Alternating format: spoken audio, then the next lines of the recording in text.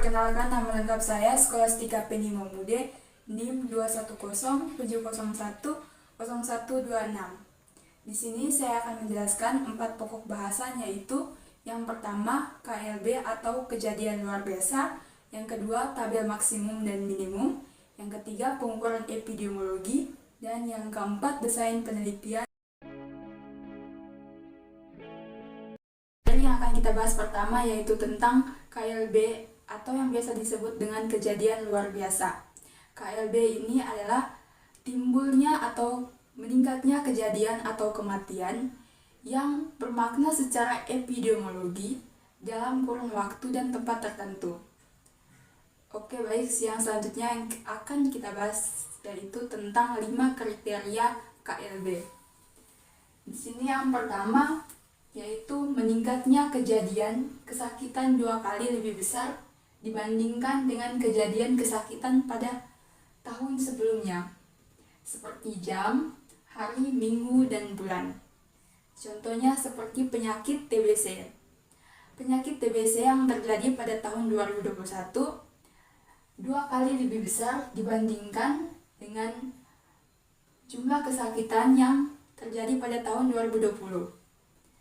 Kriteria yang kedua yaitu angka rata-rata per bulan selama 1 tahun menunjukkan kematian lebih besar 2 kali dibandingkan dengan rata-rata per bulan dari tahun sebelumnya.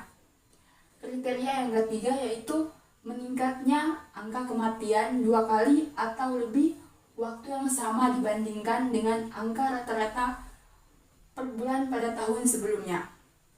Kriteria yang keempat yaitu adanya kesakitan dari penyakit yang sebelumnya tidak ada atau tidak dikenal. Contohnya seperti sekarang, coronavirus yang sedang mewabah di Indonesia.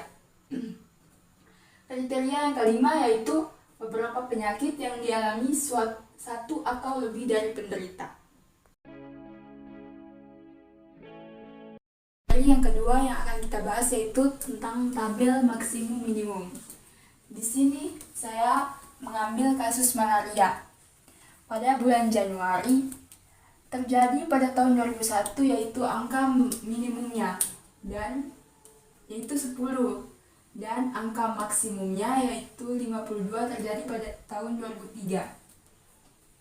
Dan pada bulan Februari angka minimumnya terjadi pada tahun 2001 yaitu angka 17 dan angka maksimumnya terjadi pada tahun 1999 yaitu angka 51.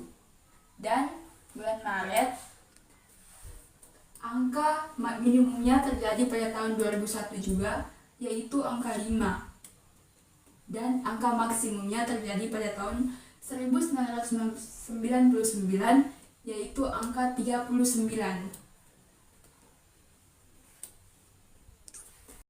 Begitupun dengan bulan-bulan selanjutnya. Materi selanjutnya yang akan kita bahas yaitu pengukuran epidemiologi. Kita langsung saja masuk ke contoh soal. Contoh soal yang pertama yaitu di sebuah desa terdapat 4 juta penduduk. Jumlah kasus malaria pada tahun tersebut adalah 65 kasus dan jumlah kasus pada tahun yang lalu adalah 45 kasus. Tentukan incident rate, prevalence rate, dan attack rate. Rumus incident rate yaitu jumlah penderita baru per jumlah populasi dikali konstanta.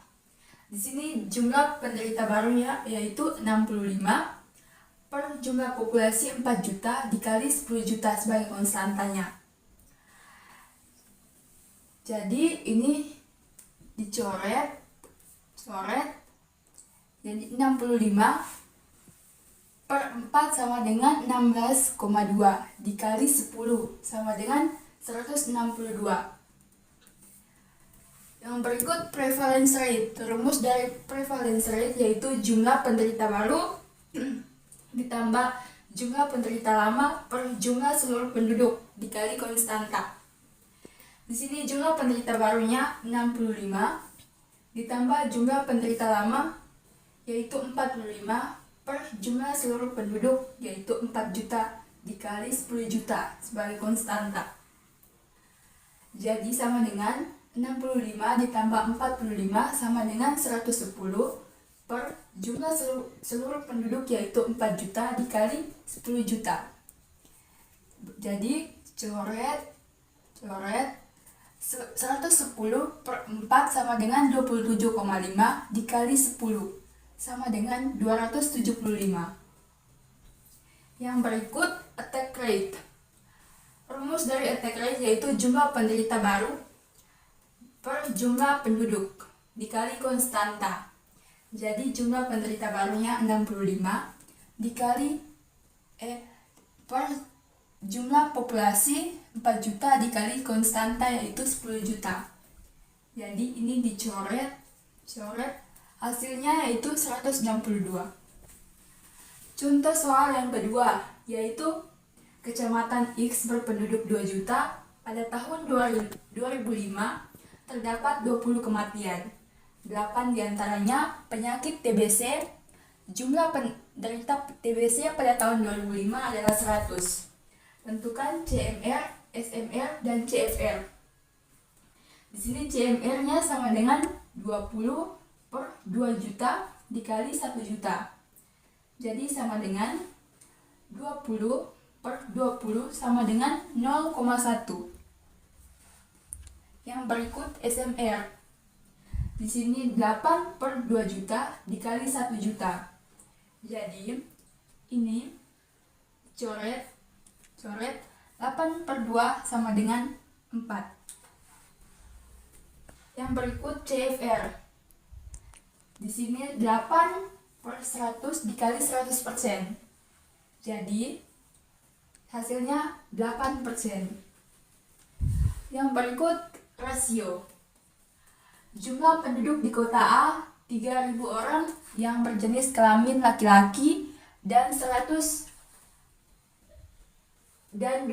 penduduk adalah perempuan. Tentukan rasionya. Di sini jumlah laki-laki per jumlah perempuan dikali 100. Jumlah laki-lakinya 1.000 per jumlah perempuannya 2.000 dikali 100. Jadi hasilnya 0,5 dikali 100. Hasilnya 50. Jadi rasionya 1 per 2. Yang keempat yang akan kita bahas yaitu desain penelitian. Dalam epidemiologi terdapat 2 jenis desain penelitian yaitu studi deskriptif dan studi analitik. Desain studi ini digunakan untuk mempermudah dalam penelitian yang terkait berbagai faktor penyebab, akibat, serta hubungan antara berbagai faktor. Desain yang pertama yaitu desain deskriptif. Desain ini digunakan untuk mempelajari distribusi dan frekuensi penyakit. Ada beberapa studi yang termasuk di dalam studi deskriptif, yaitu yang pertama cross-sectional case report, yang ketiga case series, dan yang keempat studi kolerasi.